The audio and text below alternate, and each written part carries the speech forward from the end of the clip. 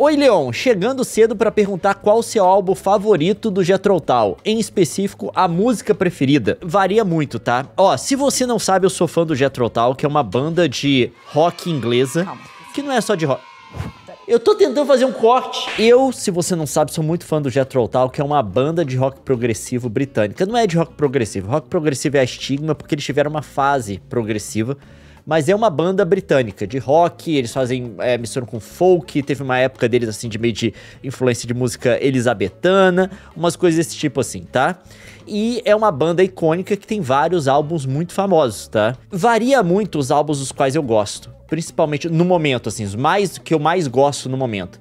Porque é uma banda que, dependendo do álbum, eles mudaram totalmente de estilo. Continuaram as mesmas pessoas tocando, de vez em quando mudaram os músicos também, mas eles experimentaram com vários estilos ao longo do tempo. Então, tem álbum de rock progressivo, tem álbum de rock, folk rock, blues rock, rock blues, né?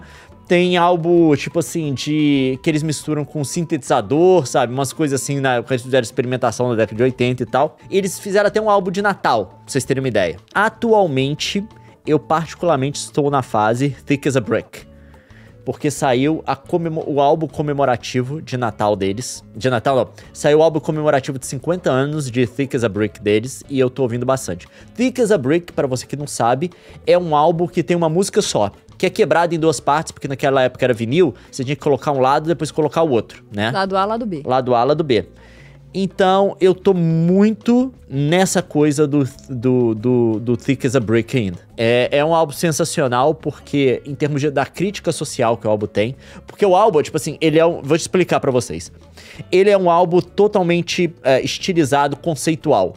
A ideia do álbum é que ele é baseado numa poesia escrita por um garoto, que é tipo assim, um garoto gêniozinho, né? Que ganhou um concurso de poesia da cidade dele. E o álbum, e tipo assim, o garoto não existe, é tudo ficcional. Mas o álbum, você abria o vinil assim, via um jornal no vinil que você lia, que era um jornal com notícias dessa cidade, todas fictícias, escritas pela banda e tal, mas cria esse universo.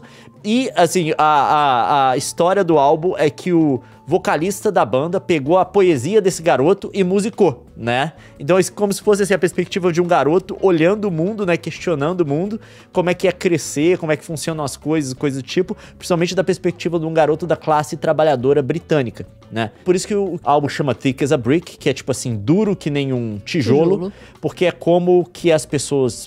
porque no Reino Unido ainda tem aquele esquema de aristocracia, obviamente que muito dessa coisa de nobreza tal, acabou, perdeu o valor, mas eles têm a família real, tem essa coisa do sentimento aristocrata e tal, de como que esse pessoal das classes mais altas, aristocratas e coisa do tipo, pensam das pessoas da classe trabalhadora mais pobre. Eles dizem que essas pessoas são duras que nem um tijolo, no sentido de elas não conseguem entender as coisas. Aprender. Né? Aí é o nome do álbum, Thick as a Brick, mas eles não falam. Aí o refrão do álbum é exatamente assim. Mas os seus sábios, né? Que seria essas pessoas aristocratas, tal, estudadas e tal, com dinheiro, de família tradicional e tal. Ele falou, mas os seus sábios não sabem como é ser duro que nem um tijolo. Tipo assim, eles não sabem como é ser a gente, entendeu? Eles criticam, falam mal da gente, coisa do tipo, mas eles não sabem a nossa realidade, não sabem como é viver a nossa vida. E o lance de ser duro também é, tipo assim, ser resistente, ser, não é? Tem essa pegada? Tem um trocadilho nisso, mas ele faz uma crítica muito boa no álbum, que eu não vi ninguém fazendo, né?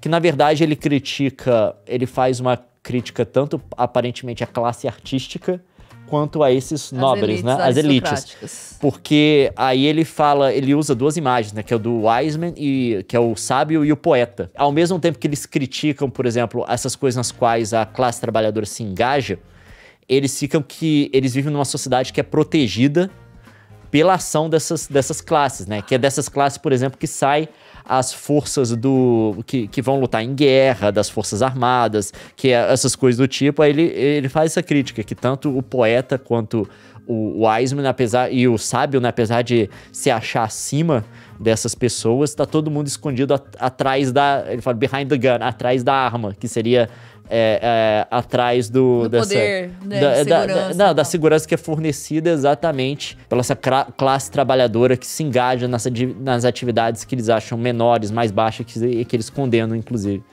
Então, tipo assim, tem uma coisa bem legal ali, tipo, Porque esse cara, o vocalista da banda que escreveu isso, ele vem de fato da classe trabalhadora britânica, né? E lá é uma coisa assim, em termos de noção de consciência de classe, lá é bem diferente do Brasil, porque é uma coisa que vem desde o pré-capitalismo, né? Porque é desde a época lá das guildas, que você tinha a guilda dos marceneiros, dos carpinteiros, dos ferreiros e coisas do tipo, aquelas organizações de trabalhadores capitalismo industrial, né? Você tem esses níveis, esse tipo dessa consciência. E também tem uma consciência lá que é uma consciência de estamento também, porque você tem os nobres, você tem a plebe, essa coisa meio que se mistura em como que a classe trabalhadora britânica se vê, né? O Dani César continua. Esse álbum aí me lembra um pouco o conceito de American Idiot, do Green Day, que também é um ícone pop punk. É um pouco disso, só que você pega e coloca isso no contexto da década de 70 e no Reino Unido. O negócio do americano, existe um sentimento nos Estados Unidos que é uma coisa de... O pobre americano, na verdade, é meio que um rico de férias, né? Ele acha que, tipo assim, ele é só uma pessoa que tá em vias de ficar rico. Ele não é rico ainda por um acidente, né? Então você tem essa tendência a ter pensamentos reacionários entre as classes mais baixas, inclusive.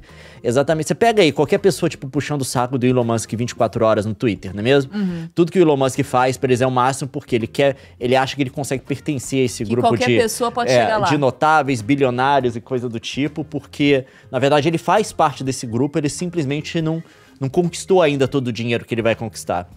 No Reino Unido, você tem uma perspectiva bem diferente dessa, exatamente por conta desse passado que eles têm passado, não, que é o presente deles ainda, porque ainda existe de alguma forma, dessa coisa da divisão da sociedade entre highborn e lowborn, tipo assim, entre nobres e plebeus, né? Então você não tem tanto essa ilusão, porque o plebeu não consegue participar da nobreza por proxy, totalmente. Algumas pessoas conseguem, por isso que tem pessoas, tipo assim, monarquistas ultra radicais lá, que defendem a monarquia de todo jeito mesmo, sem se beneficiar de nada dela. Mas é uma coisa bem diferente, bem mais isolada do que você tem nos Estados Unidos, por exemplo, eu acho. Então você tem uma característica muito diferente dessa consciência de classe no Reino Unido. E o American Idiot do Green Day foi um dos poucos álbuns que surgiram nos últimos 10 anos. A gente tá no período de alienação da música, né? Até ritmos que são que surgiram dentro de um contexto de criação de consciência. Você pega os ritmos negros americanos e coisas do tipo, o rap, por exemplo. É uma coisa que o conteúdo deles, em termos de consciência social, é em declínio. Até hoje, o bom rap que a galera considera, né? Quando os caras vão falar de alguma coisa... Não todo mundo, tá? Mas muito acontece isso. Quando os caras querem falar de alguma coisa séria, em vez de falar de alguma coisa de contexto social, eles falam dele mesmo, né? De como que eles lutaram pra chegar lá, de como é que ninguém ajudou, de como é que hoje eles têm as coisas e antes eles não tinham. Antes quem não respeitava eles agora tá beijando o pé, sabe? Umas coisas assim. O que acontece hoje é que quando as pessoas querem fazer uma música séria, né? Pra falar de coisa séria, elas falam delas mesmas, né? Falam de uma forma séria, de fato, mas não é uma música que consegue se converter para um contexto, tipo, dos problemas sociais, as questões sociais que a gente tem.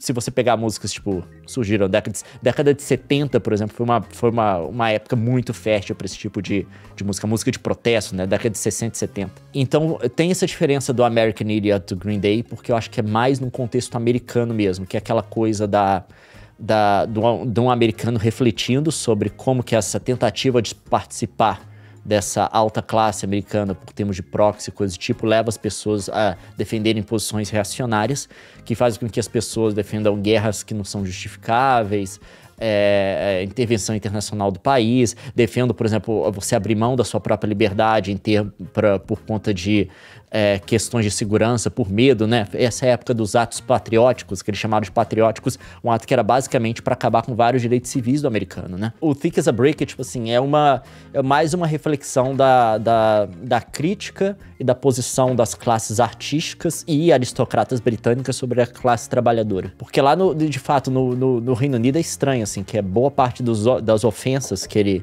eles têm, né? Muito por conta do passado aristocrata, é relacionado, assim, a se referir às pessoas como sendo de classes mais baixas, né? Isso é a ofensa que tem. Se você pegar muito dos xingamentos que eles usam, a origem etimológica É exatamente isso, falar que o cara é da ralé, sabe? E o Jethro Tull, outra coisa que eu acho interessante, que é totalmente coincidência, isso não tem nada a ver com a música, né? O nome Jethro Tull é de um dos primeiros nobres britânicos que decidiram trabalhar, né? Porque antes o trabalho manual era visto pela nobreza como sendo uma coisa que diminuía a pessoa, era uma coisa para as classes mais baixas, né? O nobre não trabalhava. Aí o Jethro Tull foi um nobre que se interessou por agricultura, e ele desenvolveu, inclusive, várias técnicas de agricultura e tal. O cara trabalhava com plantação. E esse é o nome da banda. Não, é totalmente coincidência, tá? O fato... Tem até meio que a ver um pouco com essa... Porque eles trocavam, não é? O nome da banda. Essa história é muito legal. Eles tocavam nos bares e a cada aparição eles mudavam de nome. Não, que eles eram muito ruins. Aí os shows eram um fracasso, né?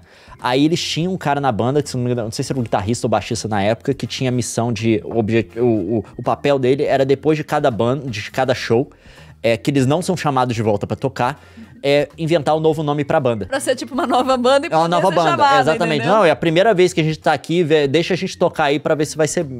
se vocês gostam. Então eles foram eles tocaram como primeira apresentação da banda várias vezes, né? Até que... deu certo em uma vez. Na semana que o nome era Jethro Tull, eles foram chamados pra tocar de novo. Aí ficou Jethro Tull. Muito boa a história.